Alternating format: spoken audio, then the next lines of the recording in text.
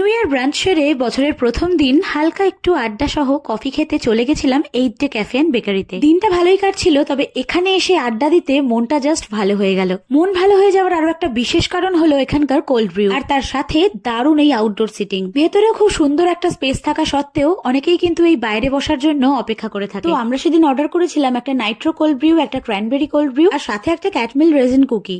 এখানকার cranberry cold ব্রিউটা সত্যিই দুর্দান্ত খেতে ছিল। ইচ্ছে আছে আরো একদিন যাবো এখানে কিছুটা সময় কাটাতে আর এক্সপ্লোর করবো অন্যান্য মেনু। তাহলে আজকের মিনি ব্লগ ভালো লাগলে ফলো হ্যাংলাস day out. Thank you. New year brunch সেরে বছরের প্রথম দিন হালকা একটু আড্ডা সহ কফি খেতে চলে গেছিলাম 8 ডে ক্যাফে এন্ড বেকারিতে। দিনটা ভালোই কাটছিল, তবে এখানে এসে আড্ডা দিতে মনটা জাস্ট ভালো হয়ে গেল। মন ভালো হয়ে যাওয়ার আরো একটা বিশেষ কারণ হলো এখানকার কোল্ড ব্রিউ, আর তার সাথে দারুণ এই আউটডোর সিটিং। ভেতরেও খুব সুন্দর একটা স্পেস থাকা সত্ত্বেও অনেকেই কিন্তু এই বাইরে বসার জন্য অপেক্ষা করে থাকে। তো আমরা সেদিন অর্ডার করেছিলাম একটা নাইট্রো কোল্ড ব্রিউ, একটা ক্র্যানবেরি কোল্ড ব্রিউ, আর সাথে একটা ক্যাটমিল রেজিন কুকি।